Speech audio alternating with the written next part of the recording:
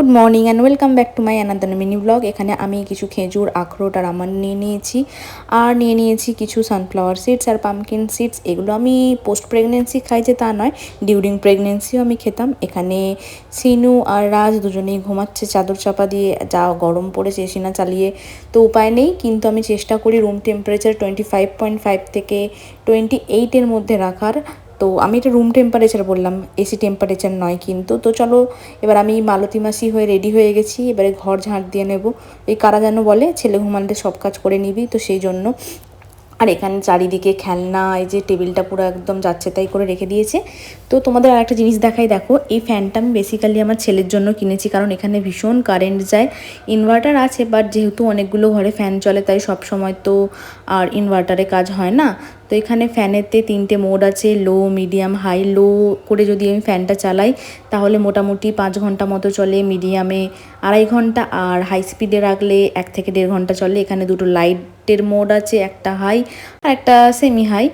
আর কি অবস্থা করেছে দেখতে পাচ্ছ, এক গাদা ল্যাপটপ নিয়ে সরাসরি এখানে একটা ড্রয়ারে একটা, এই ল্যাপটপের নিচে একটা, ওপরে একটা ব্যাগ রেখে দিয়েছে, সেই ব্যাগের মধ্যেও একটা ল্যাপটপ ভরে রেখে দিয়েছে। এইসব গোছাতে গোছাতে আমার সময় এবার যাবে।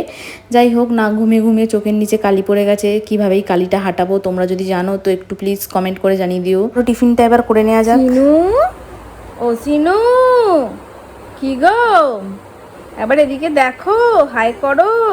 এখন সিনু ঘুমিয়ে পড়েছে, আর এখন আমাকে সবথেকে কঠিন কাজটা করতে হবে, সেটা হচ্ছে ওর হাতের আর পায়ের নখ কাটা।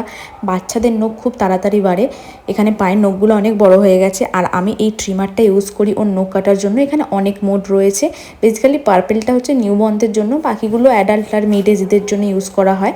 আমি এখানে ইয়েলোটা ইউজ করি হাতের নখ কাটার জন্য, আর স্কাই কালারেরটা ইউজ করি পায়ের নখ কাটার জন্য। এটা কিন্তু একদম সেফ, বাচ্চাদের কেটে যাওয়ার কোনো ব্যাপার নেই, একটু টাইম লাগে বাট ঠিক আছে। তো চলো, এখন ঘুমাচ্ছে, তো সেই ফাঁকে একটু নেটটাও ট্রিম করে দিই, কারণ ঘুম থেকে উঠে পড়লে তো সেটা আর পসিবলই নয়। আমি এখানে খুব সাবধানে আস্তে আস্তে ওর পায়ের নখগুলোকে ট্রিম করে নিচ্ছি। আজকের ব্লগ আমি এখানেই শেষ করছি, দেখা হবে তোমাদের সাথে পরের ব্লগে।